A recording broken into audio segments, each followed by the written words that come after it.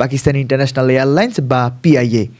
বিশ্বাস করতে কষ্ট হয়, আজকের দেউলিয়া এই এয়ারলাইন্সটি একসময় ছিল এশিয়ার আকাশের একচ্ছত্র রাজা। আজকের বিশ্ববিখ্যাত এমিরেটস এয়ারলাইন্সের জন্ম হয়েছিল এই পাকিস্তান ইন্টারন্যাশনাল এয়ারলাইন্সের হাত ধরেই। পিআইএ তাদের বিমান এবং পাইলট দিয়েই এমিরেটসকে দাঁড় করিয়েছিল। এমনকি সিঙ্গাপুর এয়ারলাইন্সের আধুনিকায়নও ছিল তাদের অবদান। কিন্তু রাজনীতির কালো ছায়া আর দুর্নীতির উইপোকা কুরে কুরে খেয়েছে এই সংস্থাকে। ভুল ব্যবস্থাপনা, অতিরিক্ত কর্মী নিয়োগ আর বিশ্বজুড়ে তোলপাড় ফেলা ভুয়া পাইলট লাইসেন্স কেলেঙ্কারি, সব মিলিয়ে পিআইএ পরিণত হয় এক সাদা হাতিতে।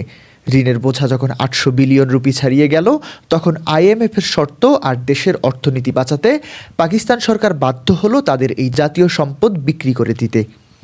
সম্প্রতি এই ঐতিহাসিক সংস্থাটিকে বিক্রি করে বেসরকারি মালিকানায় দেওয়া হয়েছে। যে কোম্পানি একসময় দেশের জন্য ডলার বয়ে আনত, আজ তাকেই অনেকটা হাতজোড় করে বিদায় জানালো পাকিস্তান।